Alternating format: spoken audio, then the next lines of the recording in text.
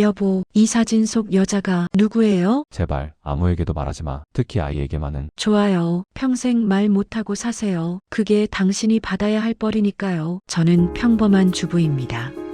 숨겨왔던, 그리고 아마 평생 숨겨야 할 제 이야기입니다. 결혼은 늦은 편이었습니다. 30 중반의 선을 보고 만난 남편은 차분하고 성실한 사람이었습니다. 대기업 과장이었던 남편은 말수는 적었지만 속이 깊었고 저를 배려할 줄 아는 사람이었습니다. 연애 기간은 짧았습니다. 6개월 만에 프로포즈를 받았고 저도 흔쾌히 받아들였습니다. 37의 나이에 늦은 결혼이었지만 저는 행복했습니다. 작은 아파트에서 시작한 신혼생활은 달콤했습니다. 주말이면 함께 시장을 보러 가고 저녁엔 소파에 나란히 앉아 TV를 보았습니다. 평범하지만 따뜻한 일상이었습니다. 결혼 1년 차, 저희는 자연스럽게 아이를 계획했습니다. 주변에서는 나이가 있으니 서두르라고 했습니다. 저도 남편도 빨리 아이를 갖고 싶었습니다. 하지만 6개월이 지나도 1년이 지나도 소식이 없었습니다. 병원을 찾았습니다. 처음엔 가벼운 검사였습니다.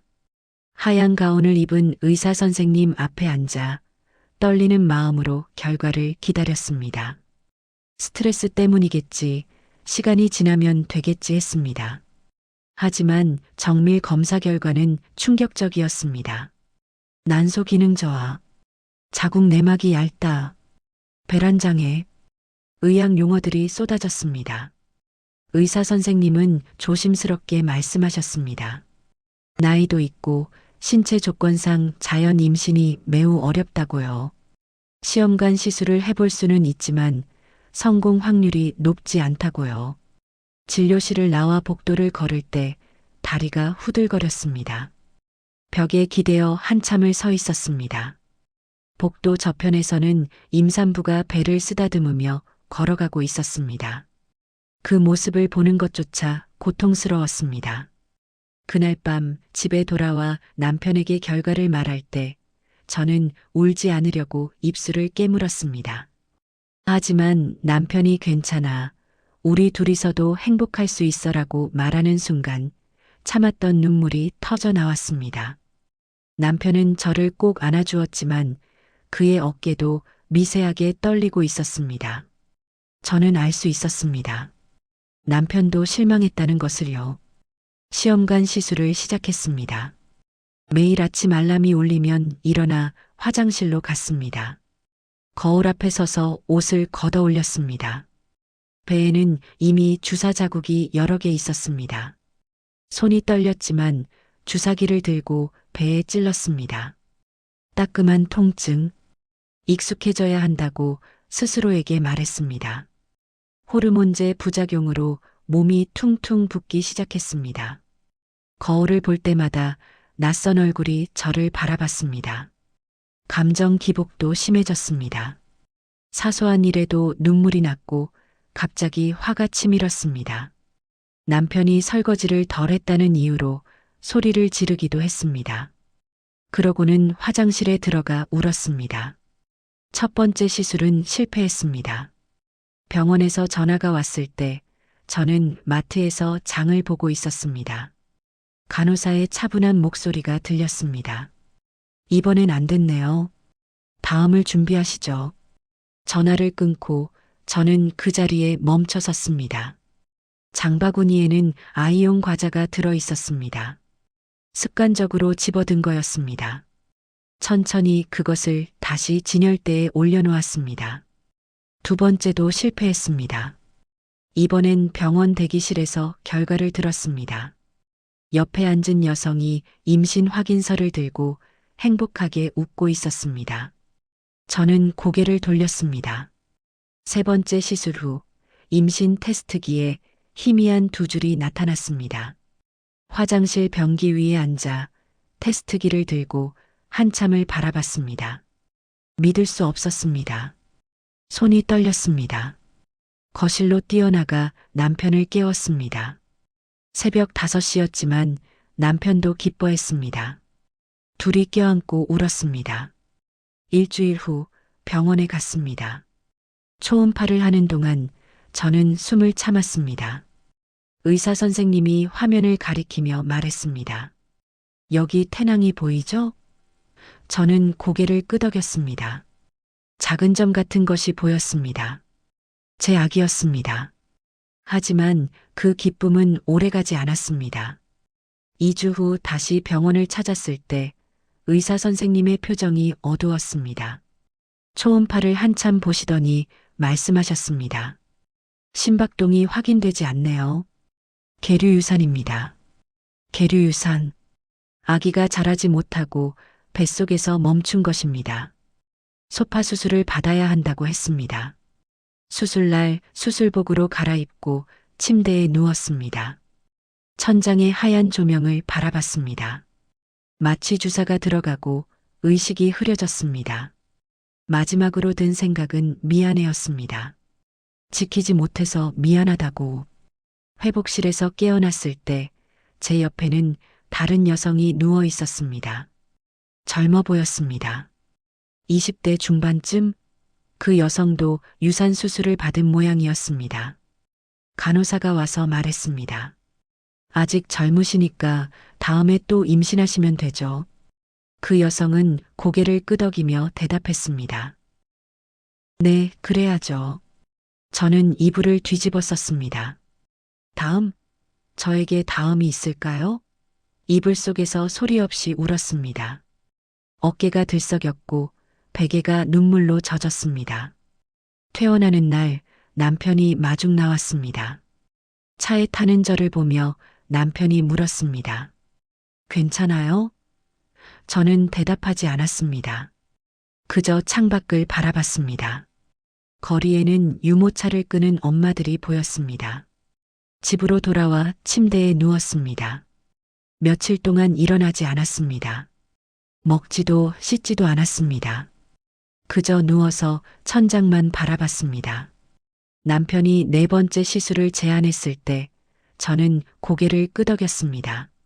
다른 선택지가 없었습니다. 하지만 남편은 망설였습니다. 당신 몸이 너무 힘들어 보여요. 이제 그만하는 게 안 돼요. 제 목소리는 날카로웠습니다. 한 번만 더요. 딱 한 번만 더 해볼게요. 남편은 더 이상 말리지 않았습니다. 제 눈빛을 보고 알았을 겁니다. 제가 얼마나 절박한지. 4번째 시술도 준비했습니다. 다시 주사를 맞고 호르몬제를 먹고 병원을 다녔습니다. 하지만 이번에도 실패했습니다. 결과를 들은 날 저는 병원 화장실에 들어가 문을 잠갔습니다. 변기에 앉아 얼굴을 감쌌습니다. 울음소리가 나오지 않았습니다. 그저 입을 벌리고 소리 없이 울었습니다. 1시간이 넘게 그렇게 있었습니다. 누군가 문을 두드렸습니다. 괜찮으세요? 저는 대답하지 않았습니다. 집에 돌아가고 싶지 않았습니다. 남편의 실망한 얼굴을 보고 싶지 않았습니다. 병원 로비 의자에 앉아 있었습니다. 사람들이 오가는 것을 멍하니 바라봤습니다. 임산부들이 보였습니다. 갓난아기를 안고 있는 부부도 보였습니다. 모두가 행복해 보였습니다. 해가 지고 어두워졌습니다. 남편에게서 전화가 왔습니다. 어디예요? 병원이요. 뭐해요? 그냥 앉아 있어요. 남편이 병원으로 왔습니다. 저를 찾아 로비를 둘러보다가 구석 의자에 웅크리고 앉아 있는 저를 발견했습니다. 다가와 제 옆에 앉았습니다. 아무 말도 하지 않았습니다. 그저 제 손을 잡아주었습니다. 그날 밤 집으로 돌아와서도 잠이 오지 않았습니다. 새벽 3시 저는 거실로 나왔습니다. 소파에 앉아 TV를 켰습니다. 홈쇼핑 채널이었습니다. 유아용품을 팔고 있었습니다. 작은 아기 옷, 젖병, 기저귀. 채널을 돌렸습니다. 드라마 재방송이었습니다. 주인공이 임신 사실을 남편에게 알리는 장면이었습니다. 남편이 기뻐하며 주인공을 안아 올렸습니다. TV를 껐습니다. 그 이후로 저는 변했습니다. 거리를 걷는 것이 두려워졌습니다. 밖에 나가면 유모차를 끄는 엄마들이 보였습니다. 놀이터에서는 아이들이 뛰어놀고 있었습니다. 모든 것이 제게는 고통이었습니다. 어느 날 마트에 갈 일이 있었습니다. 계산을 하고 나오는데 유아복 코너를 지나가게 되었습니다. 발이 저절로 멈췄습니다. 진열대에 걸린 작은 옷들을 바라봤습니다. 분홍색 원피스, 노란색 티셔츠, 작은 양말들. 손이 저절로 움직여 한 벌을 만졌습니다. 부드러운 천이었습니다. 얼마나 작은지 제 손바닥만 했습니다. 필요하신 거 있으세요? 직원의 목소리에 화들짝 놀라 손을 뗐습니다. 아니요, 괜찮아요. 황급히 그 자리를 떠났습니다. 주차장으로 가는 길 눈물이 났습니다. 차에 타서 핸들을 잡고 한참을 울었습니다. 집에만 있게 되었습니다. 외출을 하지 않았습니다. 친구들의 연락에도 답하지 않았습니다. SNS도 하지 않았습니다. 친구들의 계정에는 아이 사진들이 가득했습니다. 볼 수 없었습니다. 창문도 커튼을 쳤습니다. 창밖을 보면 놀이터가 보였습니다. 아이들의 웃음소리가 들렸습니다. 듣고 싶지 않았습니다. 침대에 누워 천장만 바라보는 날들이 많아졌습니다. 아침에 일어나도 할 일이 없었습니다. 밥도 제대로 먹지 않았습니다. 남편이 아침을 차려놓고 가도 손을 대지 않았습니다. 저녁에 남편이 퇴근하면 그제야 일어나 대충 씻었습니다.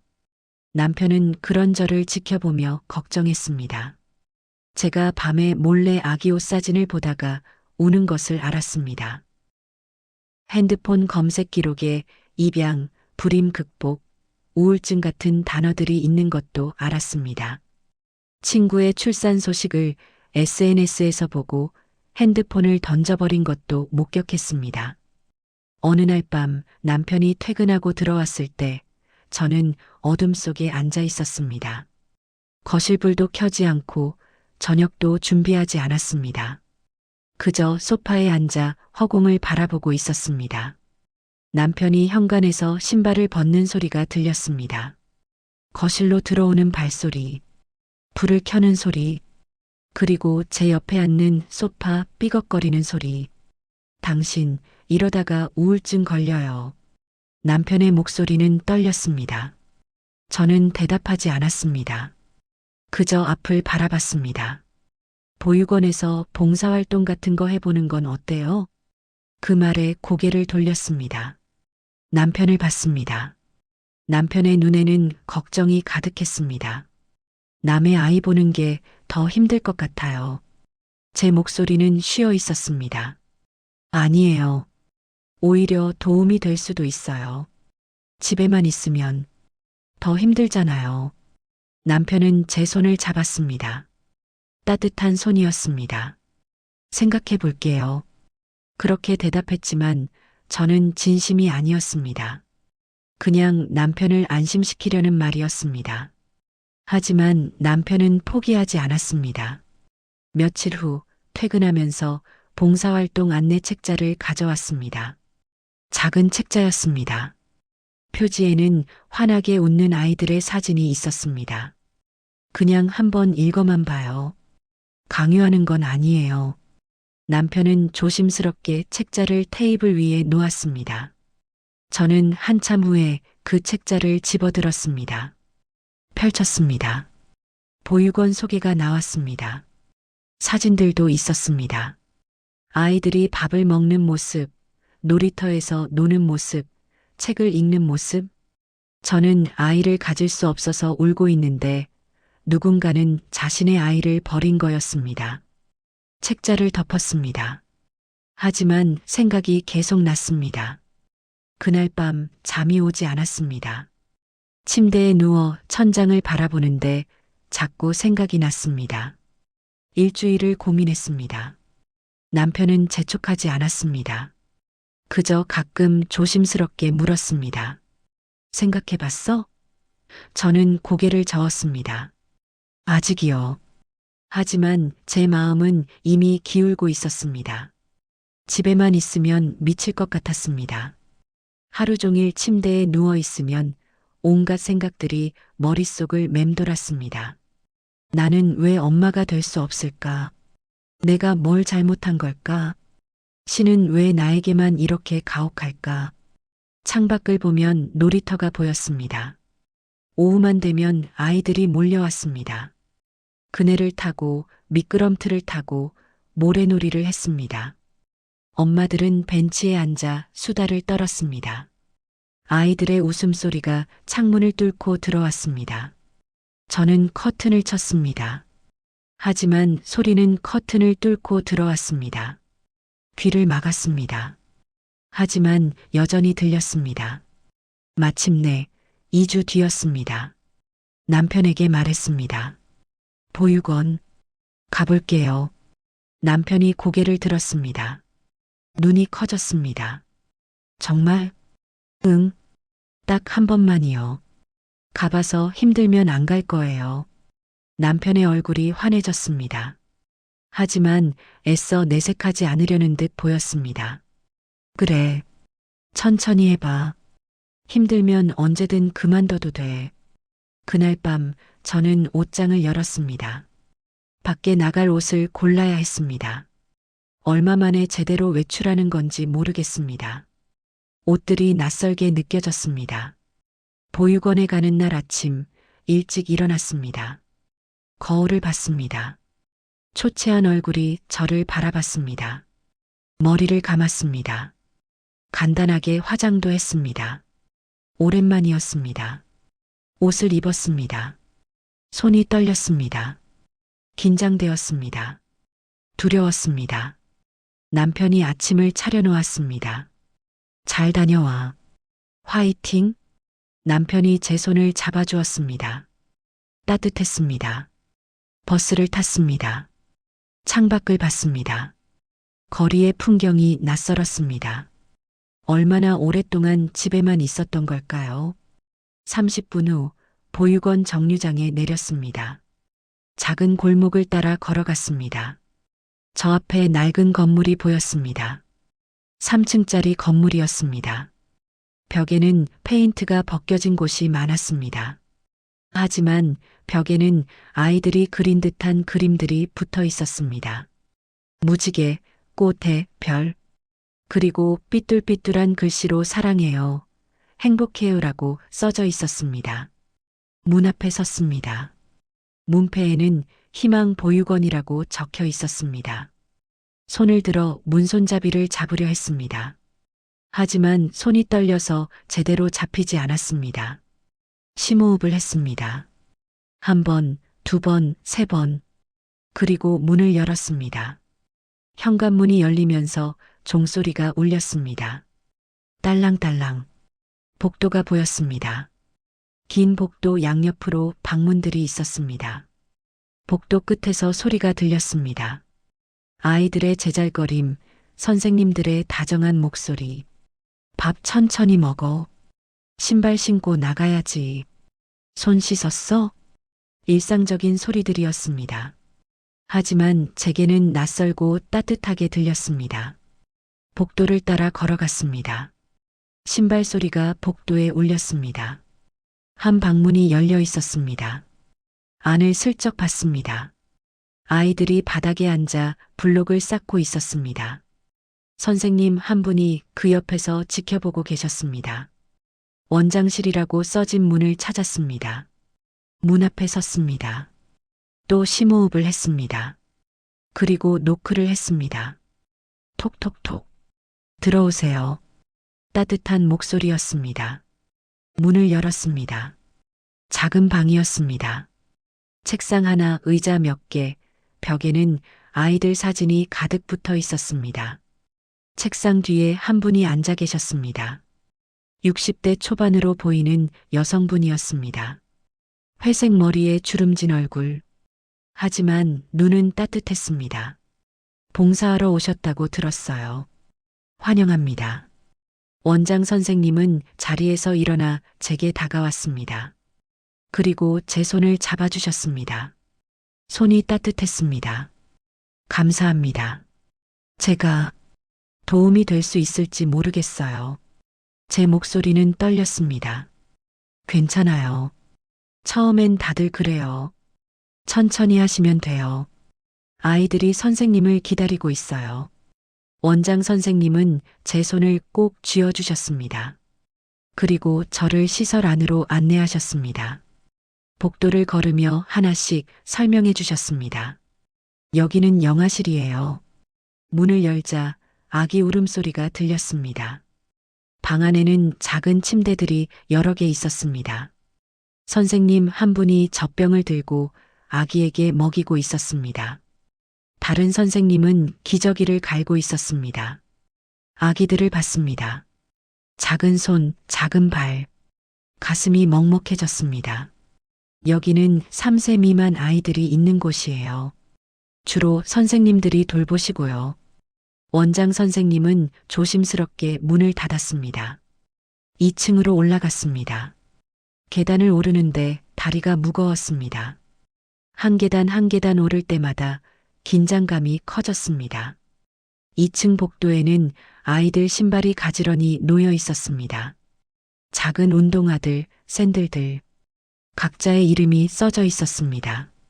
여기가 유아방이에요. 문을 열었습니다. 넓은 방이었습니다. 창문으로 햇살이 들어왔습니다. 아이들이 놀고 있었습니다. 블록을 싸는 아이, 그림을 그리는 아이, 인형놀이를 하는 아이들. 한 10명쯤 되어 보였습니다. 얘들아, 새로운 선생님이 오셨어. 원장 선생님이 말씀하시자 아이들이 고개를 들었습니다. 큰 눈으로 저를 바라봤습니다. 누군가는 인사했습니다. 안녕하세요. 누군가는 수줍게 웃었습니다. 누군가는 다시 놀이에 집중했습니다. 여기가 봉사자분들이 주로 활동하시는 곳이에요. 아이들이랑 놀아주시고 책 읽어주시고 밥 먹을 때 도와주시면 돼요. 그때였습니다. 한 아이가 원장 선생님에게 다가왔습니다. 작은 여자아이였습니다. 5세쯤 되어 보였습니다. 단발머리에 커다란 눈망울. 조용히 원장 선생님의 옷자락을 잡아당겼습니다. 선생님, 저 화장실. 목소리가 작았습니다. 수줍은 듯 했습니다. 그래, 지우야. 혼자 갈 수 있지? 아이는 고개를 끄덕였습니다. 그리고 총총 뛰어갔습니다. 뒷모습이 보였습니다. 작은 등, 짧은 다리. 그 뒷모습을 보는데 가슴이 뭉클해졌습니다. 저 아이가 지우예요. 원장 선생님이 말씀하셨습니다. 여기서 5년째 살고 있어요. 생후 3개월에 왔으니까요. 책자에서 봤던 그 아이였습니다.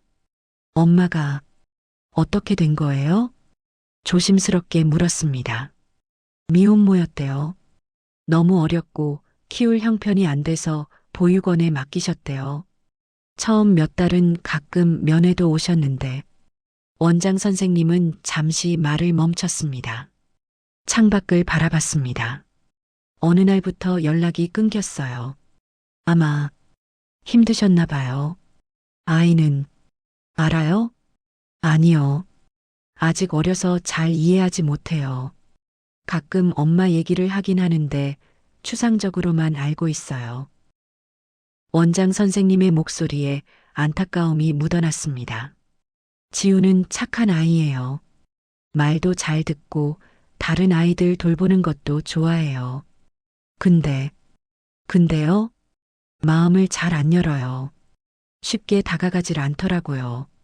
봉사자분들이 와도 처음엔 멀리서 지켜보기만 해요. 그때 지우가 화장실에서 돌아왔습니다. 손을 씻었는지 물기가 묻어 있었습니다. 저를 슬쩍 쳐다보고는 다시 창가로 갔습니다. 그곳에 그림책이 놓여 있었습니다. 지우야, 뭐하니? 원장 선생님이 물었습니다. 책 봐요. 작은 목소리였습니다. 지우는 책을 펼쳤습니다. 그리고 조용히 페이지를 넘겼습니다. 다른 아이들은 시끌벅적하게 놀고 있었지만 지우만 혼자 조용했습니다. 그날 오후 저는 처음으로 아이들과 시간을 보냈습니다. 한 아이가 달려왔습니다. 선생님, 이 책 읽어주세요. 작은 손에 그림책을 들고 있었습니다. 공룡책이었습니다. 그래, 읽어줄게. 바닥에 앉았습니다. 아이가 제 옆에 앉았습니다. 다른 아이들도 하나둘 모여들었습니다. 책을 펼쳤습니다. 그리고 읽기 시작했습니다. 옛날 옛적에 공룡들이 살았어요. 아이들은 눈을 반짝이며 들었습니다. 공룡 그림이 나오면 우와 소리를 냈습니다. 궁금한 게 있으면 질문했습니다. 선생님, 공룡은 왜 없어졌어요? 선생님, 티라노사우루스가 제일 셌어요? 한 장 한 장 페이지를 넘기며 읽었습니다. 아이들의 따뜻한 온기가 느껴졌습니다. 아이들의 웃음소리가 들렸습니다. 이상했습니다. 분명 남의 아이들인데 가슴이 따뜻해졌습니다. 집에만 있을 때의 그 답답함이 조금 사라지는 느낌이었습니다. 책을 다 읽었습니다. 시간이 흘렀습니다. 어느새 점심시간이 되었습니다. 얘들아, 밥 먹자. 식사를 하는 아이들을 봤습니다. 누군가는 잘 먹었습니다. 누군가는 반찬을 골라냈습니다. 누군가는 국물을 흘렸습니다. 천천히 먹어. 야채도 먹어야지. 냅킨으로 닦아. 선생님들이 다정하게 말씀하셨습니다. 그런데 한 아이가 눈에 들어왔습니다. 지우였습니다. 구석자리에 혼자 앉아 있었습니다. 조용히 밥을 먹고 있었습니다. 다른 아이들은 옆 친구와 수다를 떨며 먹었지만 지우는 혼자였습니다. 다가갔습니다. 지우야, 밥 맛있어? 지우가 고개를 들었습니다. 저를 봤습니다. 그리고 작게 고개를 끄덕였습니다. 많이 먹어. 건강해야지. 또 고개를 끄덕였습니다. 그리고 다시 밥을 먹었습니다. 옆에 앉고 싶었습니다. 하지만 지우가 불편해할 것 같았습니다. 그래서 조금 떨어진 곳에 서 있었습니다. 지우를 지켜봤습니다. 지우는 밥을 다 먹었습니다. 그릇을 들고 일어났습니다. 잔반통에 남은 국물을 버리고 식기를 정리했습니다. 혼자서 다 했습니다. 식사가 끝나고 아이들은 다시 방으로 돌아갔습니다. 낮잠 시간이었습니다. 작은 이불들이 깔려 있었습니다. 아이들이 하나씩 눕기 시작했습니다. 선생님들이 이불을 덮어주셨습니다. 저도 도왔습니다. 아이들에게 이불을 덮어주었습니다. 잘 자. 선생님도요. 아이들의 작은 목소리가 들렸습니다. 지우도 구석에 누워 있었습니다. 다가갔습니다. 이불을 덮어주었습니다. 지우야, 잘 자. 지우가 저를 올려다봤습니다. 큰 눈망울에 무언가가 담겨 있었습니다. 외로움? 그리움? 정확히 알 수 없었습니다. 선생님, 다음에 또 와요? 작은 목소리였습니다. 떨리는 목소리였습니다. 그 목소리에 제 가슴이 무너지는 것 같았습니다. 응, 다음에 또 올게. 진짜요? 진짜야.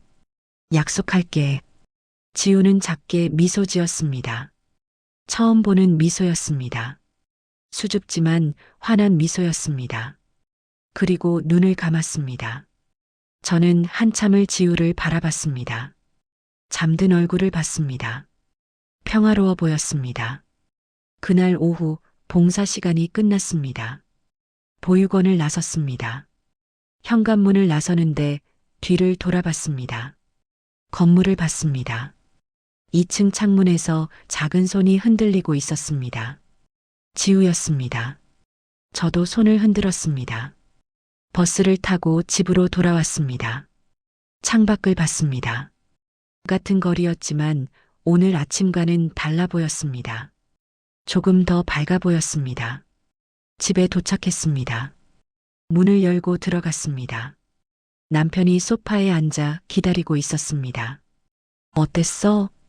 걱정스러운 표정이었습니다. 좋았어요. 제 대답에 남편의 얼굴이 환해졌습니다. 힘들지 않았어?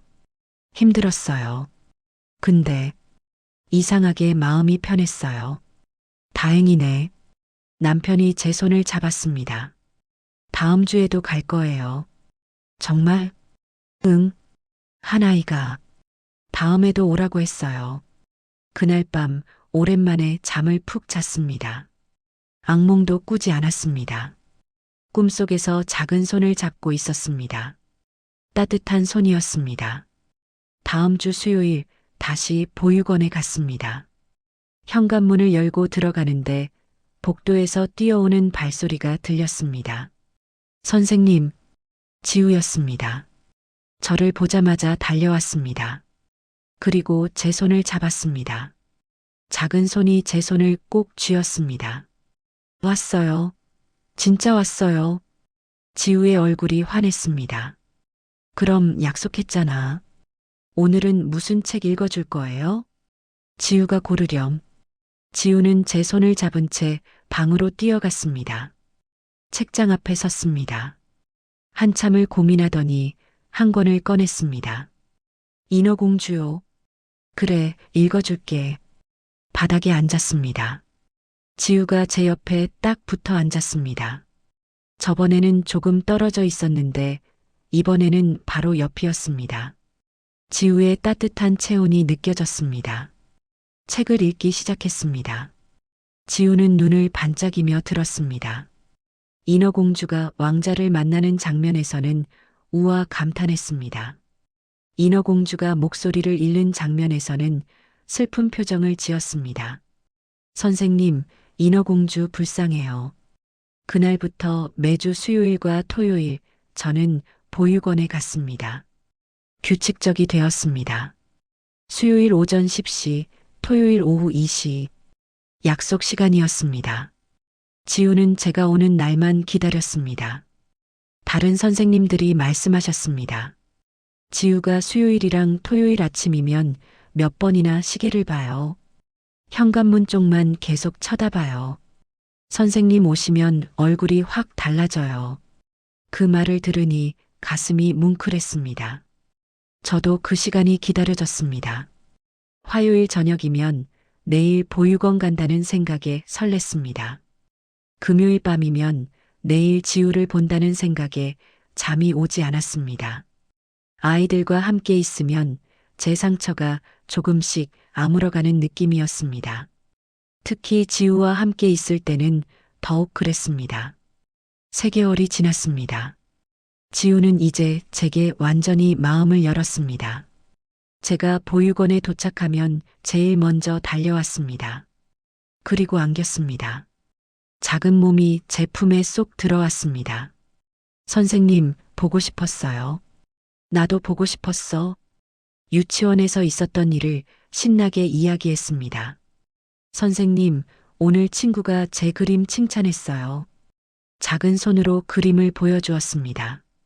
크레파스로 그린 집 그림이었습니다. 빨간 지붕, 노란 벽, 초록 나무.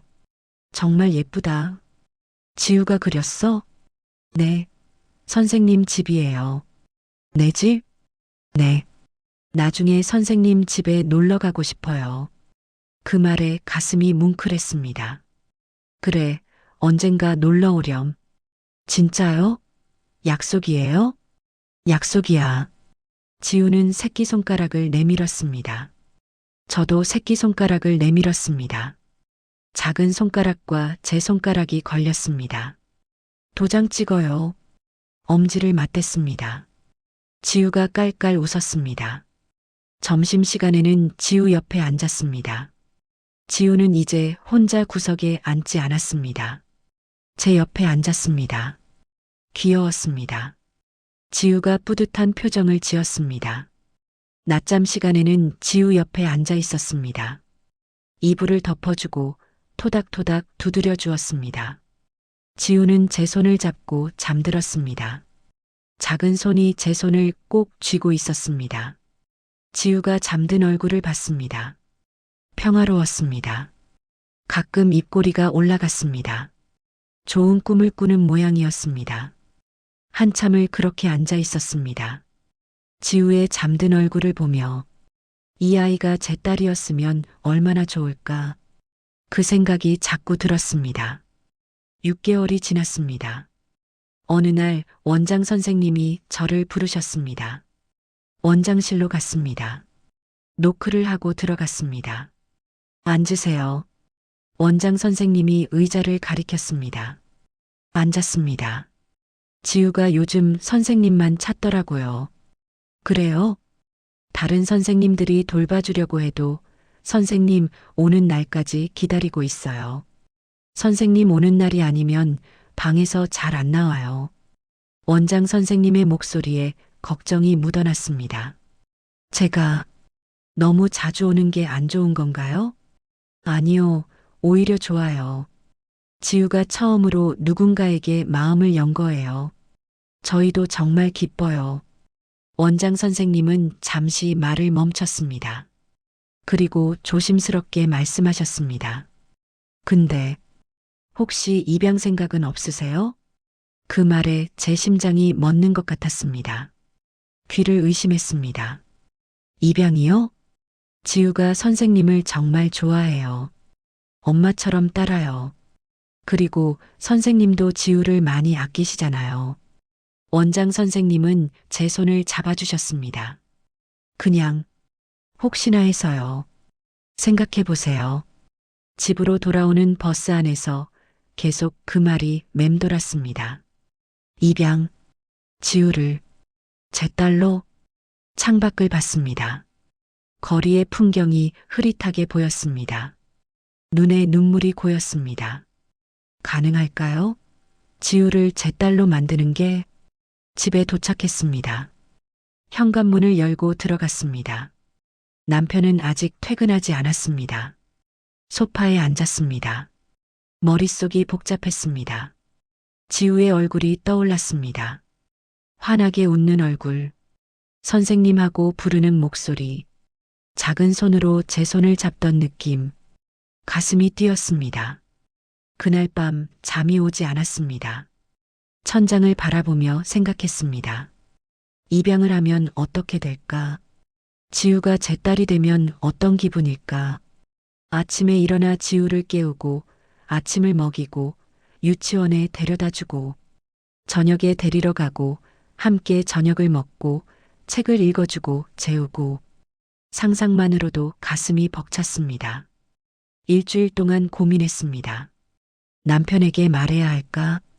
하지만 입양은 혼자 결정할 수 있는 문제가 아니었습니다. 남편의 동의가 필요했습니다. 남편이 반대하면 어떡하지? 그 생각에 두려웠습니다. 하지만 말해야 했습니다. 어느 금요일 저녁 용기를 냈습니다. 남편이 좋아하는 음식으로 저녁을 준비했습니다. 갈비찜, 잡채, 된장찌개, 정성껏 만들었습니다. 와인도 한 병 샀습니다. 분위기를 좋게 만들고 싶었습니다. 남편이 퇴근했습니다. 오늘 뭔 날이에요?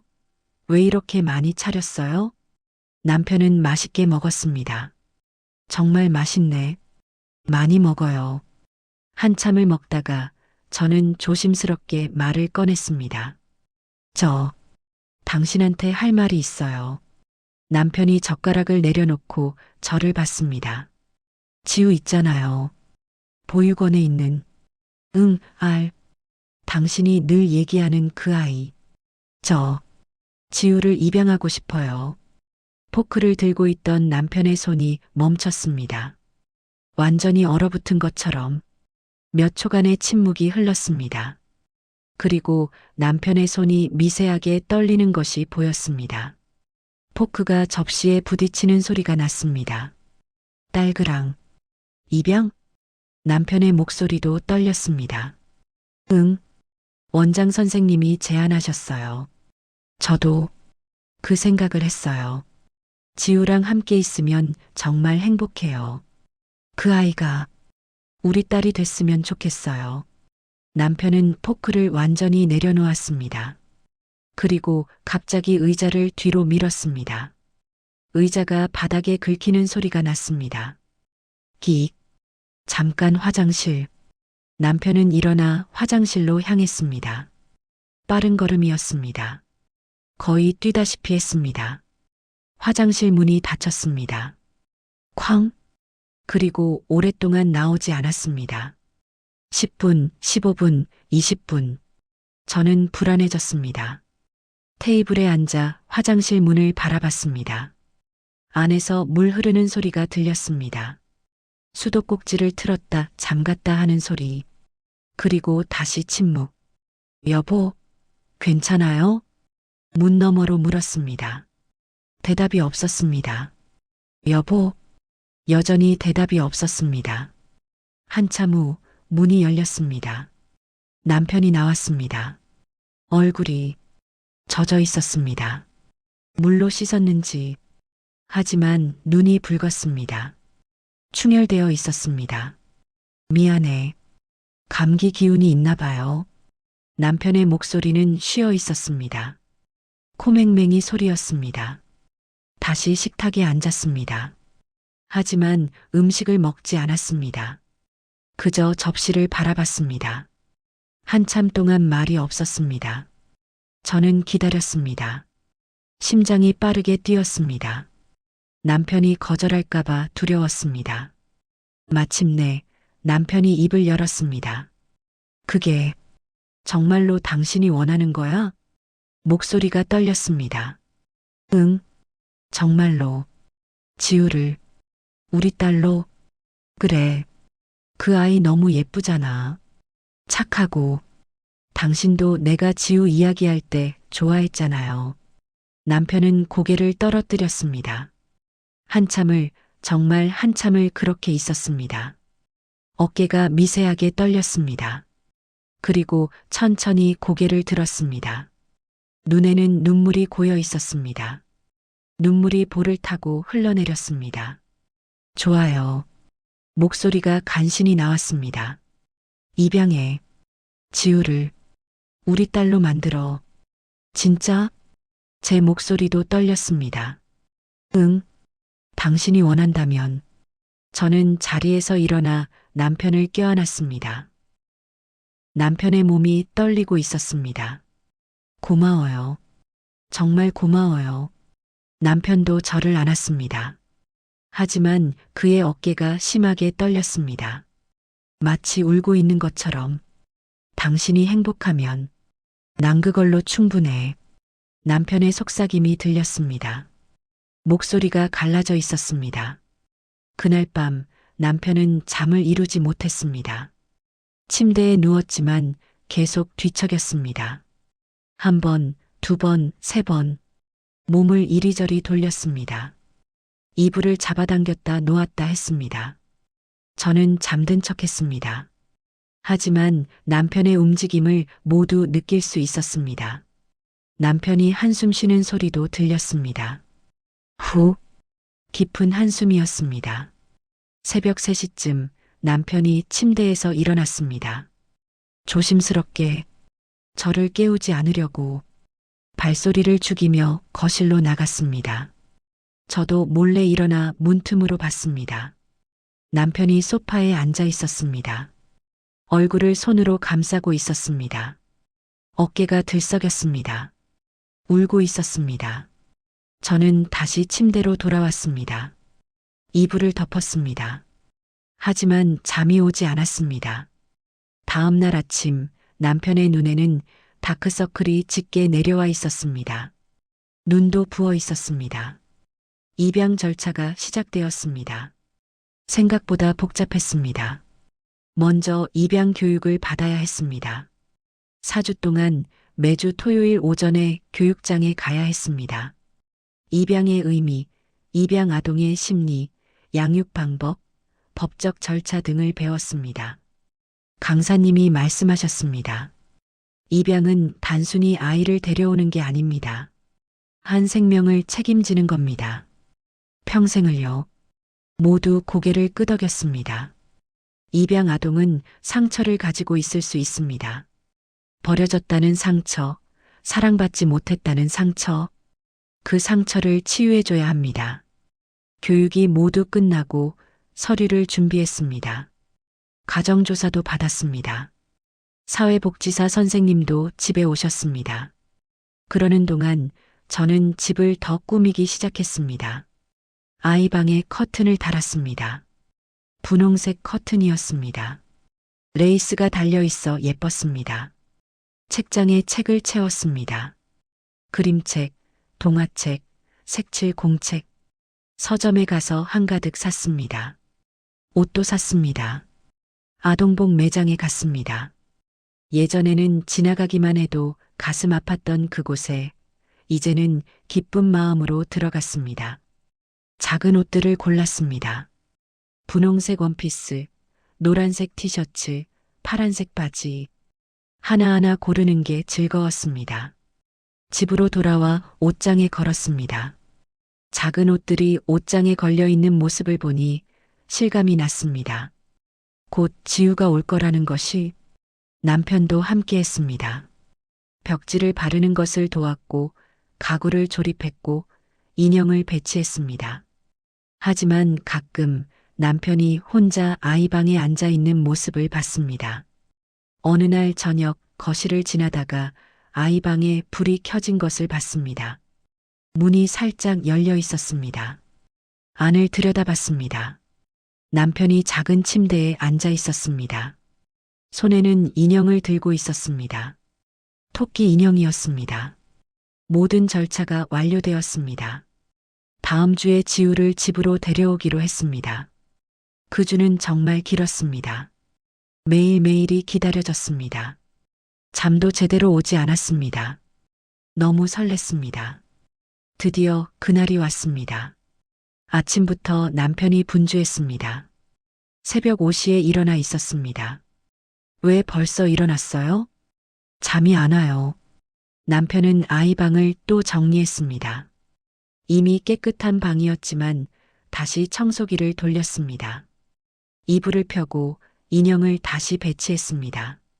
드디어 지우를 데려왔습니다. 우리 집에 온 걸 환영해. 지우는 신발을 벗고 집 안으로 들어갔습니다. 우와. 큰 눈으로 집 안을 둘러봤습니다. 거실, 주방, 복도. 모든 게 신기한 듯 했습니다. 예뻐요. 이제 지우 집이야. 진짜요? 응, 진짜야. 지우는 이곳저곳을 구경했습니다. 소파에 앉아보고 테이블을 만져보고 주방을 들여다봤습니다. 지우 방은 이쪽이야. 복도를 따라 작은 방으로 안내했습니다. 문을 열었습니다. 분홍색 방이 나타났습니다. 지우는 입을 떡 벌렸습니다. 우와, 이게 다 제 거예요? 응, 다 지우 거야. 지우는 방 안으로 뛰어들어갔습니다. 인형들을 안아봤습니다. 토끼가, 곰이다. 책들을 꺼내봤습니다. 이 책 읽고 싶어요. 서랍을 열어봤습니다. 옷이 많아요. 지우는 행복해 보였습니다. 환하게 웃으며 이것저것 구경했습니다. 남편은 문 앞에 서서 그 모습을 지켜봤습니다. 웃고 있었지만 눈가는 계속 붉었습니다. 눈물을 참고 있는 것 같았습니다. 지우와의 생활이 시작되었습니다. 처음 몇 주는 적응 기간이었습니다. 밤에 지우가 깼습니다. 울음소리가 들렸습니다. 흑흑. 황급히 지우 방으로 갔습니다. 불을 켰습니다. 지우가 침대에 앉아 울고 있었습니다. 지우야, 왜 그래? 안아주었습니다. 무서운 꿈 꿨어요. 괜찮아. 엄마가 여기 있어. 안전해. 지우를 품에 안고 흔들어 주었습니다. 자장가를 불렀습니다. 자장자장 우리 아기. 지우는 조금씩 진정되었습니다. 울음이 그쳤습니다. 눈을 감았습니다. 다시 눕혔습니다. 이불을 덮어주었습니다. 한참을 옆에 앉아 있었습니다. 지우가 완전히 잠들 때까지. 다음 날 유치원에 데려다 주었습니다. 지우의 손을 잡고 유치원 문 앞에 섰습니다. 엄마, 무서워요. 괜찮아. 여기 좋은 곳이야. 친구들도 많이 생길 거야. 선생님이 나와서 지우를 맞아주셨습니다. 지우야, 안녕. 나는 선생님이야. 지우는 제 뒤에 숨었습니다. 괜찮아, 지우야. 들어가 봐. 조심스럽게 밀어주었습니다. 지우는 한 발 한 발 안으로 들어갔습니다. 뒤돌아보며 저를 봤습니다. 손을 흔들어 주었습니다. 잘 지내. 이따 데리러 올게. 지우도 작게 손을 흔들었습니다. 문이 닫혔습니다. 가슴이 뭉클했습니다. 우리 딸이 유치원에 가다니. 오후에 데리러 갔습니다. 지우는 환하게 웃으며 나왔습니다. 집으로 돌아오는 길, 지우는 쉬지 않고 떠들었습니다. 오늘 뭘 했는지, 점심은 뭘 먹었는지, 선생님이 스티커를 줬다는 이야기까지. 저는 고개를 끄덕이며 들었습니다. 지우의 작은 손을 꼭 잡고 걸었습니다. 남편은 저녁마다 일찍 퇴근했습니다. 현관문이 열리는 소리. 딸깍. 아빠다. 지우가 뛰어갔습니다. 작은 발로 총총총. 남편은 신발도 제대로 벗기 전에 무릎을 꿇었습니다. 지우를 안아 올렸습니다. 우리 지우, 오늘 유치원 어땠어? 재밌었어요. 오늘은 그림 그렸어요. 그림? 뭐 그렸는데? 우리 가족이요. 한 번은 지우가 넘어졌습니다. 무릎이 까졌습니다. 피가 조금 났습니다. 남편이 달려왔습니다. 얼굴이 하얗게 질렸습니다. 손이 떨렸습니다. 구급상자를 뒤졌습니다. 소독약, 밴드, 거즈를 꺼냈습니다. 손이 너무 떨려서 밴드를 떨어뜨렸습니다. 무릎에 약을 발랐습니다. 지우가 찡그렸습니다. 따가웠나 봅니다. 밴드를 붙였습니다. 한참을, 정말 한참을 무릎을 어루만졌습니다. 학교 행사도 절대 빠지지 않았습니다. 남편은 딸바 보였습니다. 어느 토요일 오후였습니다. 남편은 골프 약속이 있다고 나갔습니다. 현관문이 닫혔습니다. 쿵. 지우는 친구 집에 놀러 갔습니다. 저녁에 데리러 가기로 했습니다. 집에 혼자 남았습니다. 창밖을 봤습니다. 햇살이 밝았습니다. 청소하기 좋은 날이었습니다. 거실부터 시작했습니다. 소파를 치웠습니다. 쿠션을 드러냈습니다. 진공 청소기를 밀었습니다. 안방도 했습니다. 화장실도 닦았습니다. 그리고 지우 방으로 향했습니다. 문을 열었습니다. 삐걱. 지우 방은 늘 깨끗했습니다. 지우가 정리정돈을 잘했습니다. 침대를 정리했습니다. 이불을 개고 베개를 털었습니다. 책상으로 갔습니다. 책들을 닦았습니다. 먼지를 털어냈습니다. 서랍을 열었습니다. 연필들이 굴러다녔습니다. 지우개 가루가 쌓여 있었습니다. 공책 몇 권이 쌓여 있었습니다. 하나씩 꺼내 정리했습니다. 서랍 깊숙한 곳에서 낡은 공책을 발견했습니다. 표지가 해져 있었습니다. 모서리가 접혀 있었습니다. 오래된 것 같았습니다. 공책을 꺼냈습니다. 손에 쥐었습니다. 무게감이 느껴졌습니다. 표지를 넘겼습니다. 안에는 지우의 그림들이 있었습니다. 어렸을 때 그린 그림들이었습니다. 서툰 선들, 삐뚤빼뚤한 색칠, 하나하나가 소중했습니다. 한 장씩 넘겼습니다.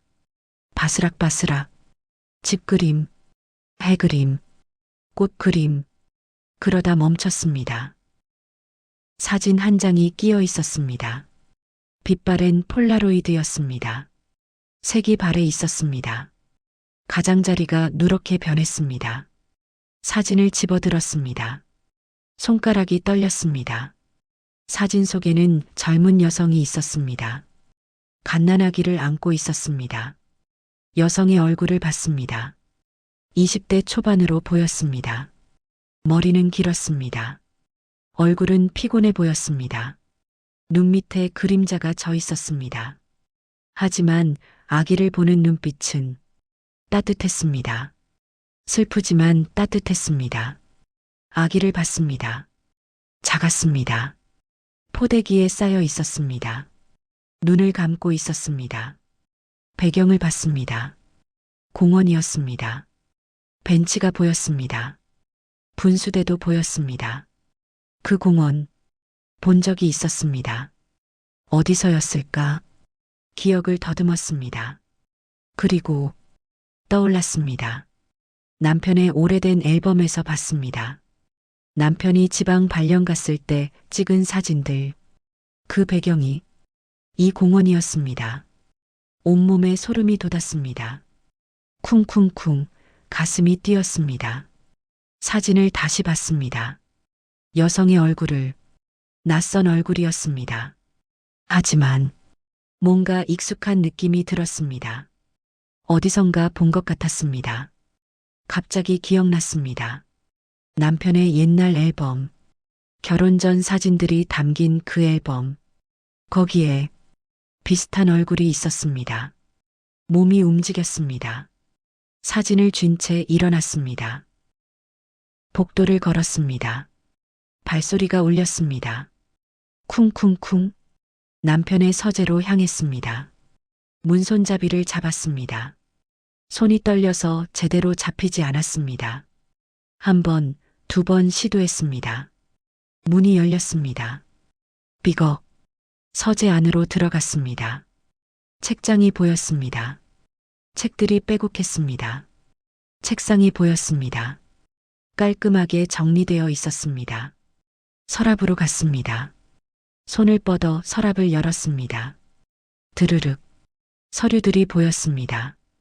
회사 서류, 계약서, 영수증들. 다음 서랍을 열었습니다. 앨범들이 보였습니다. 하나씩 꺼냈습니다. 무거웠습니다. 첫 번째 앨범, 결혼 앨범이었습니다. 흰 드레스, 턱시도, 행복한 얼굴들. 두 번째 앨범, 신혼여행 앨범이었습니다. 바다, 호텔, 레스토랑. 세 번째 앨범, 표지를 봤습니다. 아무 글씨도 없었습니다. 앨범을 펼쳤습니다. 남편의 젊은 시절 사진들이었습니다. 단체 사진, 친구들과의 사진, 술집에서, 노래방에서, 혼자 찍은 사진, 여행지에서, 카페에서 한 장씩 넘겼습니다. 바스락바스락. 그리고 멈췄습니다. 한 장의 사진 앞에서 남편이 젊은 여성과 함께 찍은 사진이었습니다. 둘이 나란히 서 있었습니다. 손을 잡고 있었습니다. 웃고 있었습니다. 배경은 그 공원이었습니다. 지우 엄마가 지우를 안고 찍었던 바로 그 공원. 같은 벤치, 같은 분수대. 여성의 얼굴을 봤습니다. 지우가 가진 사진 속 여성과 같은 사람이었습니다. 조금 더 젊어 보였습니다. 조금 더 밝아 보였습니다. 하지만 같은 사람이었습니다. 바닥에 주저앉았습니다. 털썩 앨범이 손에서 떨어졌습니다. 퍽 사진들이 쏟아졌습니다. 펼쳐졌습니다. 바닥에 흩어졌습니다. 모든 것이 명확해졌습니다. 퍼즐 조각들이 맞춰졌습니다. 남편은 알고 있었습니다. 처음부터 모든 것을, 지우가 그 보육원에 있다는 것을, 지우가 자신의 친딸이라는 것을. 머리를 감쌌습니다. 눈을 감았습니다. 숨이 막혔습니다. 가슴이 답답했습니다. 생각들이 머릿속을 휘몰아쳤습니다. 제가 우연히 그 보육원에서 봉사를 시작했을 때, 아니, 우연이 아니었을 수도 있습니다. 봉사활동 안내 책자를 가져온 건 남편이었습니다. 그 보육원 책자를 계획된 것이었을까요? 아니면 정말 우연이었을까요? 어쨌든 남편은 알고 있었습니다. 그리고 제가 지우에게 마음을 주었을 때, 제가 입양을 제안했을 때, 남편은 어떤 심정이었을까요? 자신의 친딸을, 자신이 버린 딸을 아내가 입양하겠다고 했을 때 화장실로 가서 한참 나오지 않았던 것, 눈이 붉어져 있던 것, 떨리던 목소리, 모두 이해가 되었습니다. 입양 후 지우에게 유난히 헌신적이었던 것, 회사 회의도 빠지고, 출장도 미루고, 밤새 지키고, 아플 때 극도로 불안해하고, 학교 행사 절대 빠지지 않고, 모두 이해가 되었습니다. 친딸이니까, 자신의 핏줄이니까, 하지만 절대 친딸이라고 말할 수 없었던 것, 바닥에 주저앉아 한참을 그렇게 있었습니다. 얼마나 시간이 흘렀는지 모르겠습니다. 핸드폰이 울렸습니다. 띠리링. 화면을 봤습니다. 남편이었습니다. 전화를 받지 않았습니다. 다시 울렸습니다. 띠리링. 받지 않았습니다. 세 번째 울렸습니다. 손을 뻗어 전화를 받았습니다. 귀에 댔습니다. 남편의 목소리가 들렸습니다. 대답하지 않았습니다. 목소리가 나오지 않았습니다. 전화를 끊었습니다. 바닥에서 일어났습니다. 다리에 힘을 주었습니다. 후들후들 떨렸습니다. 거실로 나왔습니다. 소파에 앉았습니다. 테이블 위에 두 장의 사진을 놓았습니다. 지우 엄마가 지우를 안고 찍은 사진, 남편이 그 여성과 찍은 사진, 나란히 놓았습니다. 그리고 기다렸습니다. 30분쯤 지났을까요? 현관문이 열리는 소리가 들렸습니다. 딸깍. 남편이 들어왔습니다. 신발을 벗는 소리, 툭툭. 거실로 들어오는 발소리, 쿵쿵. 그리고 멈췄습니다. 남편이 테이블을 봤습니다. 사진들을 봤습니다. 얼굴이 하얗게 질렸습니다. 핏기가 싹 사라졌습니다. 입술이 파르르 떨렸습니다. 가방이 손에서 떨어졌습니다. 쿵. 입을 벌렸습니다. 말을 하려다 닫았습니다. 한참의 침묵이 흘렀습니다. 남편이 천천히 소파로 다가왔습니다. 한 발 한 발. 발걸음이 무거웠습니다. 고개를 떨어뜨렸습니다. 어깨가 축 늘어졌습니다. 손은 무릎 위에 올려져 있었습니다. 떨리고 있었습니다.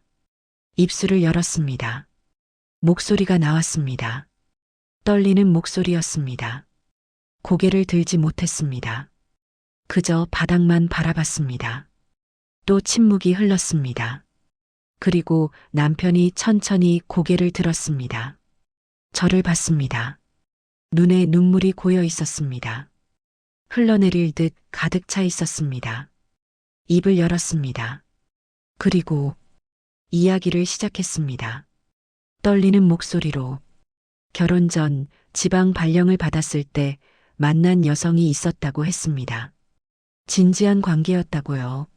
하지만 본사 복귀 명령을 받았고 그 여성은 남편과 함께 서울로 올 수 없는 사정이 있었답니다. 가족을 돌봐야 했다고 했습니다. 힘들게 헤어졌다고 했습니다. 그리고 몇 달 후 선을 통해 저를 만났다고요. 마음이 통했고 결혼을 결심했답니다. 그런데 결혼식을 한 달 앞두고 그 여성에게서 연락이 왔다고 했습니다. 임신했다고요. 하지만 혼자 키우겠다고 남편에게 부담 주기 싫다고 이미 새 삶을 시작했으니 신경 쓰지 말라고 했답니다. 남편은 혼란스러웠다고 했습니다. 결혼을 취소해야 하나 고민했다고요. 하지만 그 여성은 단호했답니다. 자신의 인생은 자신이 책임지겠다고 남편의 새 인생에 짐이 되고 싶지 않다고 했답니다. 결국 남편은 저와 결혼했습니다. 하지만 마음 한편엔 늘 죄책감이 있었다고 했습니다. 그 여성은 출산 후 연락이 끊겼고 남편은 사립탐정을 고용해 찾아냈답니다. 그 여성은 경제적 어려움 때문에 아이를 보육원에 맡기고 다른 지역으로 떠났다고 했습니다. 남편은 그 보육원에 익명으로 후원금을 보내기 시작했답니다. 가끔 멀리서 아이를 지켜봤다고 했습니다.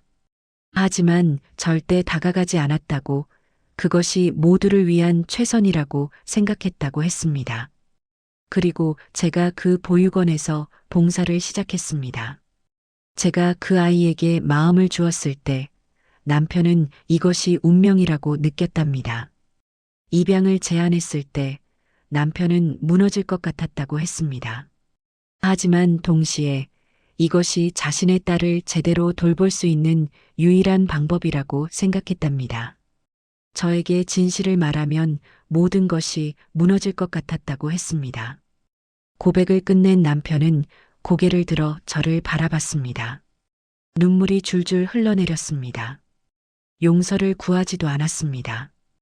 그저 아이만은 지켜달라고, 아이에게는 이 사실을 말하지 말아달라고 애원했습니다. 그날 밤은 끝이 없었습니다. 저는 남편을 바라보며 수없이 많은 감정을 느꼈습니다. 배신감, 분노, 허무함, 그리고 이해할 수 없는 안도감까지도요. 하지만 그 순간 저는 깨달았습니다. 제가 진정으로 원하는 것이 무엇인지를요. 그리고 남편에게 말했습니다. 차갑게, 또박또박. 좋아요. 아이에게는 말하지 않을게요. 하지만 조건이 있어요. 남편이 고개를 들었습니다. 저는 계속 말했습니다.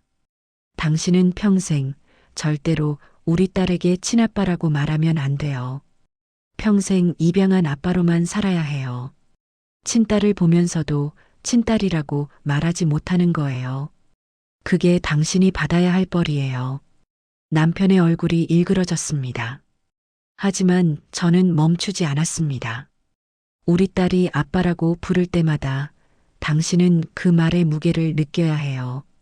당신의 친딸이 당신을 친아빠로 알지 못한 채 살아가는 거예요. 그게 당신이 저한테, 그리고 그 아이 친엄마한테 한 일에 대한 대가예요. 남편은 울먹이며 고개를 끄덕였습니다. 알겠다고, 그렇게 하겠다고 했습니다. 저는 며칠 동안 집을 나가 있었습니다. 친구 집에 머물며 생각을 정리했습니다. 이혼해야 할까요? 아이를 어떻게 해야 할까요? 하지만 시간이 지나며 저는 알았습니다. 지난 몇 년간 그 아이와 함께한 시간들이 거짓은 아니었다는 것을요. 처음 아이를 안았을 때의 떨림, 처음 엄마라고 불렀을 때의 감동, 함께 웃고 울었던 모든 순간이 진짜였다는 것을요. 그리고 이 비밀을 지키는 것이 남편에게는 가장 큰 벌이 될 거라는 것도 알았습니다. 일주일 후 저는 집으로 돌아왔습니다. 남편과 긴 대화를 나눴습니다. 쉽게 용서할 수 없다고, 신뢰를 회복하는데 시간이 걸릴 거라고 했습니다. 하지만 아이를 위해, 그리고 지금까지 쌓아온 것들을 위해 노력해 보겠다고 했습니다. 그리고 다시 한번 확실히 했습니다. 아이에게는 절대 이 사실을 말하지 않기로요. 그리고 남편은 평생 친아빠라는 사실을 숨기고 살아야 한다고요. 그 약속을 지키기 위해 저는 남편의 오래된 앨범들을 모두 정리했습니다. 그 여성과의 사진들, 메모들, 모든 증거를 없앴습니다. 아이가 우연이라도 발견할 가능성을 차단했습니다. 세월이 흘렀습니다. 아이는 건강하게 자랐습니다. 공부도 잘했고 친구들도 많았습니다. 가끔 자신의 친부모에 대해 궁금해했지만 깊이 파고들지는 않았습니다. 지금의 부모를 진심으로 사랑했기 때문이었습니다. 남편과의 관계는 예전과 같을 수 없었습니다. 그 상처는 완전히 아물지 않았습니다. 그리고 지금 우리 딸은 대학생이 되었습니다. 의대에 진학해 의사가 되는 꿈을 키우고 있습니다. 주말이면 여전히 집에 들러 밥을 먹고 학교 생활 이야기를 들려줍니다. 어느 일요일 저녁 세 식구가 함께 저녁을 먹고 있었습니다. 딸아이가 문득 말했습니다. 자기를 입양해줘서 고맙다고요. 친부모가 누군지는 모르지만 지금의 부모를 만난 게 인생 최고의 행운이라고요. 제 눈시울이 붉어졌습니다. 남편은 고개를 숙였습니다. 어깨가 미세하게 떨리는 게 보였습니다. 딸아이는 저희 두 사람의 손을 잡으며 말했습니다. 자신은 세상에서 가장 사랑받는 아이라고요. 그리고 언젠가 자신도 좋은 부모가 되고 싶다고요. 그날 밤 딸이 돌아간 후 남편이 저에게 말했습니다. 떨리는 목소리로요. 당신 말이 맞았어요. 이게 제가 받아야 할 벌이에요. 저는 아무 말도 하지 않았습니다. 그저 창밖을 바라봤습니다. 이것이 옳은 선택인지는 여전히 확신할 수 없습니다. 하지만 저는 알고 있습니다. 혈연보다 중요한 것이 있다는 것을요. 함께한 시간, 나눈 사랑, 쌓아온 추억들이 진짜 가족을 만든다는 것을요.